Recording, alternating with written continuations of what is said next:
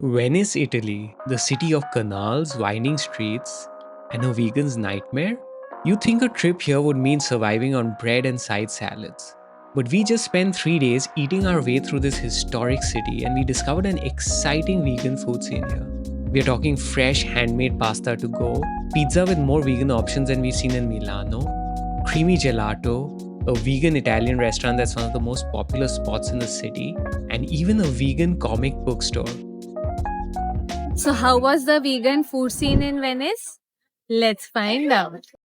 Our first stop was Dalmoros, Venice for some fresh pasta to go. The vegan options were clearly marked, and you can pick from three sauces: marinara, the spicy arrabbiata, and aglio olio. We got the arrabbiata with some fresh mushrooms on top. And since there are restrictions on where you can eat in Venice, more on that later on, we decided to eat on the sill of the shop window. The pasta was delicious, generously sauced, well seasoned, a really good hit of spice, and the fresh pasta noodles were insanely good.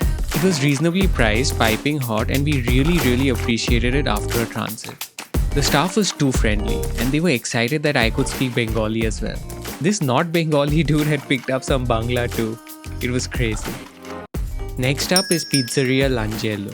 And just look at all the vegan options. This is more options than all the pizzerias in Milan put together. And just look at what we got. Wow.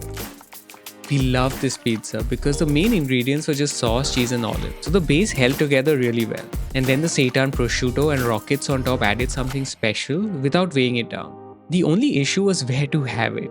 There are strict rules about eating in public spaces, and even if you break the rules, these seagulls mean business. They were ready to fight. We finally found a space in the corner. And this was stressful, but also nice in a weird and unique way. All this for €9.50, which is insanely good value in Europe. We were super full, but we knew you would be upset if we didn't get some dessert. Cookie, they're vegan, don't worry about it. Oh, yeah?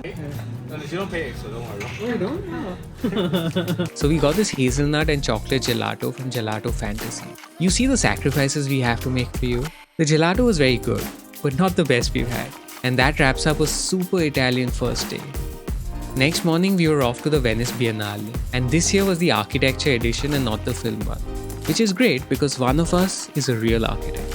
The pavilions range from the bizarre to the amazing, but that's not what this video is about. So let's talk food. The cafe had some decent options, all clearly marked. We got the vegan croissant with jam and it was quite nice. The blueberry pie was nice too, but a little too sweet for us. They had a poke bowl as well, but it didn't look very happy. I know this will annoy some people watching this, but the theme of the event was sustainability and how architecture needs to respond to the new environmental reality. And for this event to have a mainly non-vegan menu is hypocritical. Ideas of futuristic materials and biotopia are great and inspiring, but you can do something very real and very meaningful right now just by changing up what you're offering at the cafe. Remember, 20% of all emissions come from animal farming alone. It was a cold and gloomy day, so when it started raining, we took refuge at a bar. And a bar in Italy means coffee, by the way. More on that later on. Soy milk is the most popular plant milk in Italy, so that's what we got. This was our first chance to try some cicchetti, or pre-made snacks that you can buy from the bar counter. The vegan polpette was nice, a bit dry for sure, but tasty. And then we just kept walking in this insane city. And before we knew it, it was my favorite time of the day, Aperitifo. This time the spritz came with complimentary potato chips. And don't tell anyone, but you can get unlimited refills too. For dinner we went to Frary's, a Mediterranean joint with clearly marked vegan options. They served the bread with this green chili dip that was too spicy, even for us. Okay Europe, you've got some game. We then got the meze platter, and it was a platter alright. Lots of tasty little things, the lentils and potatoes were great, and the dips were nice too. But the pita bread wasn't. It was warm, but hard and chewy and not like pita bread at all. Overall, the food was tasty, but it had a reheated energy, and we didn't totally love this meal. We enjoy browsing grocery stores when we travel. There's a strange sense of exploration and joy when we find something that's vegan. On our final day, we started with breakfast at home using the grocery haul from the previous day. And then we were off to the Biennale, which was actually very interesting. The themes were natural intelligence, which focused on understanding and replicating natural materials and ecosystems. and artificial intelligence that focused on breakthroughs like 3D printed organic enclosures in homes and even deploying construction robots.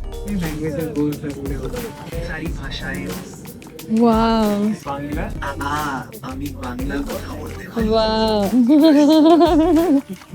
After this, we took the long walk to Pepe's Creperia, and it was worth it.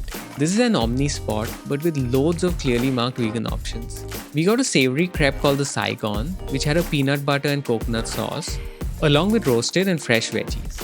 It was hot and fresh and very nourishing. The crepe had a buckwheat base, and it was a good break from all the bread. We also got a sweet crepe with a Nutella-like filling and bananas. I really like this one as well. The sweetness came from the bananas and the Nutella was super hazelnutty and indulgent. Next, after some more walking, we went to check out vegan Zaza, and I'm so glad we did. It combines two of my biggest passions, veganism and comics. This place has such a lovely vibe and the guy running the place was so chilled out. We also got to try out our first panino, which is a small panini. He custom makes it exactly how you want and ours came with basil cheese, eggplants, dried tomatoes and an olive pate. The bread was warm and I really loved this cute panino. It was so tasty. They host board game nights as well and it seems like a super nice spot just to hang out. I would highly recommend checking this place out.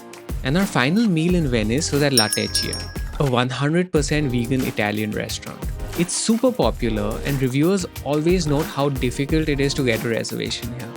We started with a lasagna with white sauce ragu and it was really nice. The seitan mince was excellent and it was cheesy too. We then got an eggplant parmigiana and this was my favorite. The eggplant was perfectly cooked and the combination of the tomato sauce and cheese was classic and really well executed. This place is definitely on the expensive side, but the food is good and the service is friendly. And it's really nice to see a vegan spot that's clearly doing so well. Vidhi and I love urban design, and here's what we thought about the place. Venice might be the most walkable city on earth. No cars, no pollution, just bridges, cafes, bars, and groceries tucked into every corner. And I think that's a huge reason why it's so popular. But popularity comes with crowds. Some streets here can feel overwhelming, and we come from Mumbai, so that's saying something. Still, we choose this over any car-choked city in America or Asia, any day. Our only complaint? Public transport is too expensive. The Biennale was on the other end of the island, and the return Vaporetto ride for two can cost an eye-watering €40. So we skipped this, which meant a historic amount of walking. But here's the thing. Venice is bigger than most people realize. And if you don't need to get to the Biennale, you can just take a couple of random turns and you'll find quiet little corners where it's just you, the canals, and maybe a cat who clearly owns the place. Another big decision for us was whether to stay on the island or in the town of Mestre. We chose to stay in Mestre instead of the island of Venice, and here's why. Money. The island is super expensive. Mestre is 30 to 50% cheaper, which is huge since accommodation is the biggest travel expense. Mestre also has excellent public transit. We took a frequent bus straight from the train station to our Airbnb. On the island, you'd be stuck with pricey vaporettos, which often still leave you far away from your hotel. The downside? Time. It's about 30 minutes each way to Venice, and if you're heading to the Biennale at the Arsenale, that's another 40-minute walk.